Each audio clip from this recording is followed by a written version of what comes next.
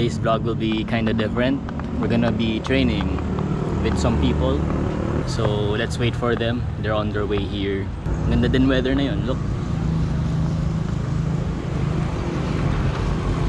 What do you wanna be? Climber or a sprinter? Sprinter. Sprinter. Same. Gusto ko maging sprinter din eh. You're the you're the king of the flats. Ikaw? Sprinter all the way. Sprinter. Yep. I don't know how to sprint it. I don't know, I think you have to look at like a mirror. Someone has to take a photo of you. You get to make sure na your form is My form is bad. Pero yung mga nasa Tour de France, most of them are climbers. climbers because it's needed eh. Yeah, it's required. Yeah. But they can sprint. Oh, they're all arounders. Hey guys, so I'll be doing a voiceover. Migs and his team arrived already, but they didn't stop. They went ahead, continuing with their warm-up. So Migs told us to make kabit na lang sa trangko. Since they didn't stop and just continued, we rode our bikes and then just waited for them to finish one lap of warm-up and then make kabit from there. So they started to arrive. We waited for them one lap while riding our bike. So, ayan. Pumasok na kami sa trangko dyan. Takbo nila is around 40 downhill daang Reyna. So, we needed to catch up. Ayan. Ayan si David yung naka-black sa left. And si Icing naka-pink sa harap ni David. Ayan. Ang tulin nila. Di ako makapag keep up. But yeah, I was doing my best naman because I wanted to train myself and push myself harder. And since naka road bikes sila, and while I'm using a gravel bike, I think that my gravel bike, yung setup ko na yun, which is a 34 by 46 if I'm not mistaken, sa crankset, I think it wasn't enough to keep up with them. Because nararamdaman ko siya during the training na sagad na siya eh. Like what I mean by sagad is nasa top speed na ako. I eventually catched up to them during the U-turn. So let's wait for the U-turn here. There's Ethan, yung naka-orange. Kasama siya namin. We met him during the day. And this is after the U-turn slot. So that's after one lap. And yan, nakapag-catch up naman ako. This is the uphill side of the Reyna. Ayan, tumututok na ako kay David. Doing my best to keep up. So, ako yung nasa last ng trangko, while Ice is in the middle of the trangko naman. May experience siya dito eh. He used to train with them, but he didn't continue training with them because he had ACL. So he was out of the bike around like months, but he didn't get an ACL from biking. It's from another sport. The good thing is he's back biking again, and sana lumakas ulit siya. He was as strong as Mix before, or at least close enough with Mix talaga at his level. Okay, going back here, ang takbo namin is 35 kilometers per hour. Uphill yan. I'm starting to drop because hindi ko kinaya. Medyo mabigat din yung gravel bike ko eh. Around 9 kilos ata. Me and David, it's our first time doing this. It's our first time experiencing training like this, no? And David was able to keep up with their speed. He was able to do that for how many laps? He was able to keep up. And then later, nagulat na lang ako na nasa trangko siya, nasa harap siya. So, ang lakas, grabe, lakas ni David. Pero hindi ko nakuhanan yung video na nasa harap si David. Sayang. So, I'll be doing a voiceover na lang and then explaining what happened na lang here sa mga nakuha kong videos prior to me dropping off the trangko. So, I was going at my own pace na lang here, but still doing a considerable amount of effort. I was trying to at least see someone or expecting someone to drop off the group. I was going at 44 or 45 kilometers per hour here. This is the downhill side.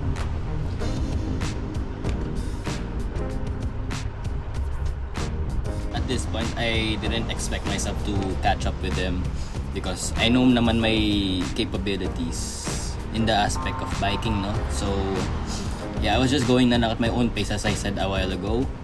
And yeah, just have a nice workout of biking here in Reina.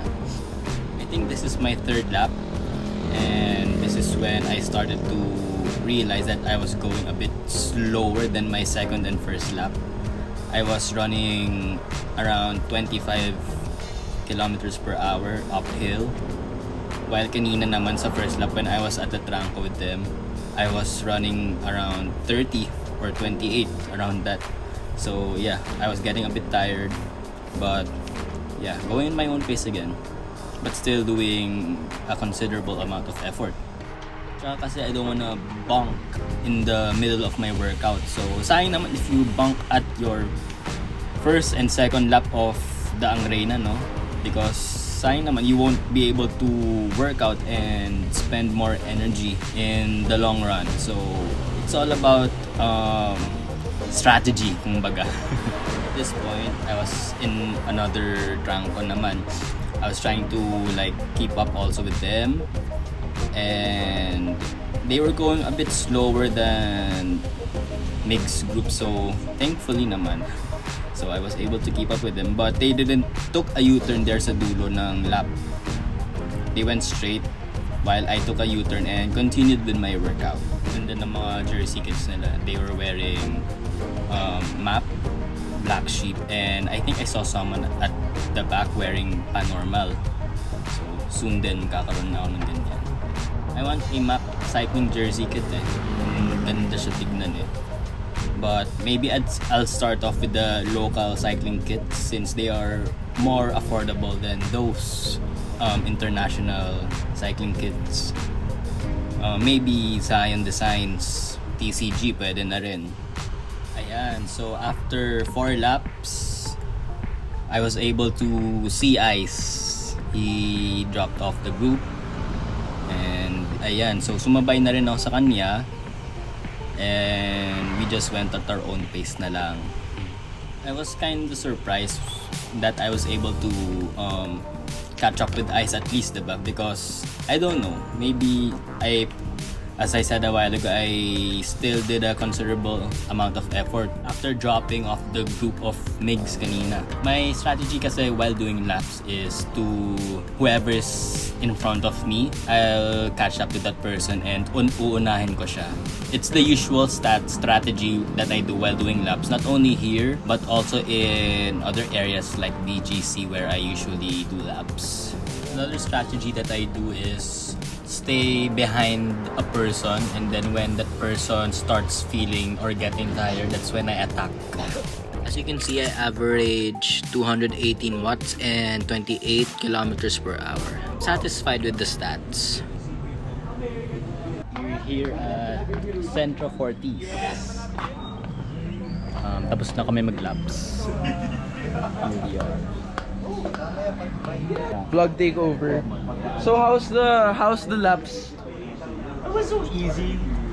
No effort. That's my coach. This is Big Boss. This is Big Boss, eh. Cadence Boss. And this is Boss. This is Little Boss. Freaking boss. And I'm Miguel. Mag-bike check ako. Bike check. Tara. Vlog takeover by Lance. Hey guys! So we're starting off with the Ridley Off-Whites with the Sponsored by Uptonia Decathlon. Air Bars, sponsored by Decathlon, and Brighton Cyclo, and Physic Drop Bar, Shimano 1.5 group set, Ragusa wheel set,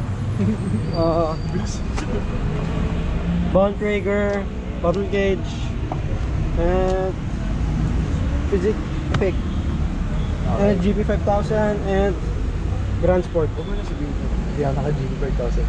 And Almost the same. And ito, the best bike. The big boss. The big black bike. Big black bike. BBC. BBC. We got the dancing part. Oh, we got the DI2. the DI2. We got the DI2. Is it? Ito si mamaya. Wait lang, this is natin. Okay. And then, we have Ice's bike, kay David, Sir Anton, Luis, Ethan, kuya ni Ruth. Hey guys, this is another voiceover and we are headed back to Curious Coffee. The reason why I'm doing a voiceover again is this is a cool down session, which is also like a semi-training session for me, because their cool down session is like a training session na rin for me. Considering my capabilities in biking right now, I'll treat this as a training for myself. So I hope you guys continue to watch this and I hope you guys enjoy. Coach Kevin is there at the front left, and while Migs is beside Coach Kevin, while Lance is at my front, and Ice and David are at my back naman. We're running around 40 to 45 kilometers per hour during this cool down, and we're going straight to Curious Coffee here. So I think the cool down will end at after the Anghari Seaside Sprint, if I'm not mistaken. At this point, we are approaching the rotonda. Kinda dangerous to bike here, but the tip that I can give you guys is you should bike fast here so that you wouldn't be caught up in the middle of the cars. So we just stay together here in the group and bike fast lang talaga.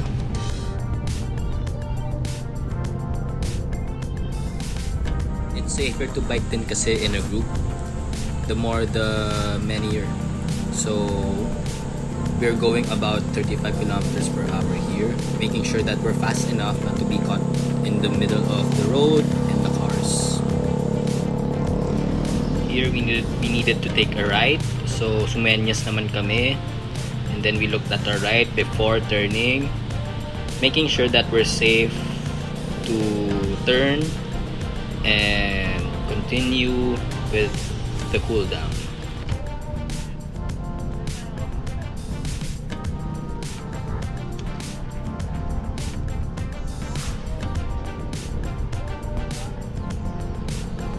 So Coach Kevin told us to go zone 2. There are 7 zone types. The higher the zone, the more effort that you put in biking.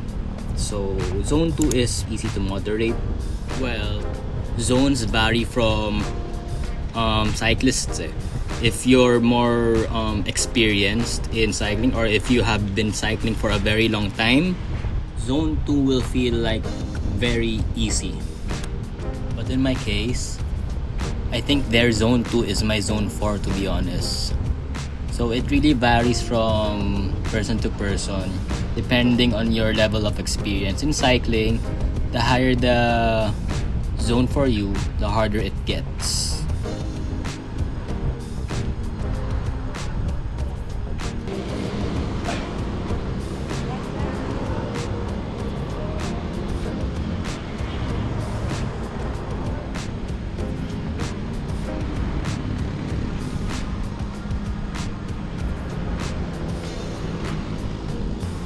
At this point, I'm glad that I could keep up. Well, Migs naman told me before the cooldown that it's a chill pacing lang naman, but I expected it naman din to be a little bit hard for me considering my level. But yeah, I'm still glad naman na nakapag-keep up ako din with them. I was keeping my eyes on the hand signals of Coach Kevin. He raises one finger, that means a single file or one line. While if he raises 2 fingers naman, 2 files or 2 lines.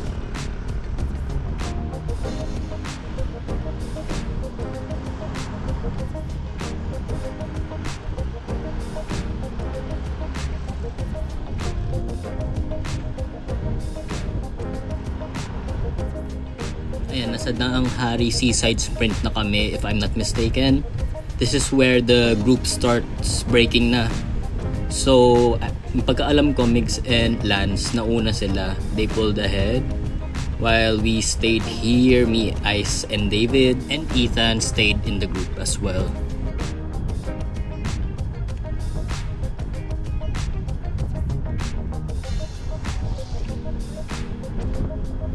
So Ethan sprinted here. There's a segment kasi in Strava that you can beat your PR with. So next time na lang I'll try to sprint here. Di ako nag-sprint dito eh. Didn't know na may segment para dito sa Strava. Next time. So David sprinted. Ang tulin niya oh. Ang dami niyang reserved energy from being at the back of the trangko. Being at the back of the trangko kasi you get to exert less effort. Around 25 to 35% of less effort compared to when you're the one at the front of the trangko. You're spending more effort than the ones at your back. Being at the back, you get to enjoy the benefits of drafting. Ano tire pressure mo, bro? Ako? Opo. Not sure. Hindi pa ako nakapag-check eh. Mukha ba malambot? Oo, I can see it from behind kanina eh. Sayang power. Oo, pero you can keep up naman. Galing.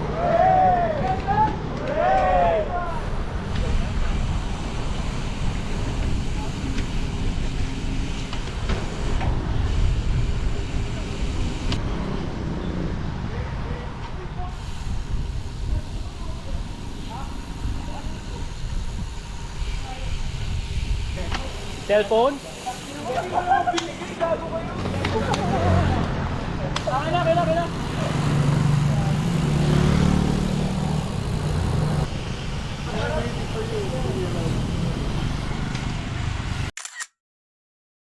Thank you for watching today's vlog. Hope you guys liked it. So we're on the way home to the next video. Ride safe and stay safe to everyone. Bye.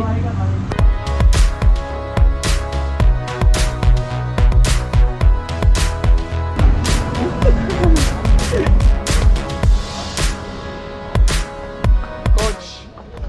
Yep. How's the laps? How's the people? Everyone was good, di ba? Yeah. Everyone was good.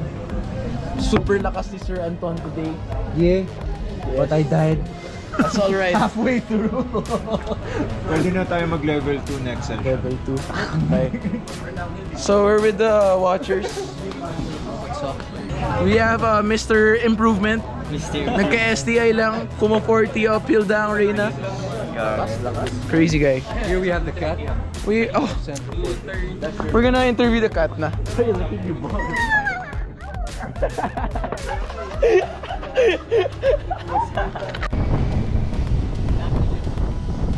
Yeah. Lola niya.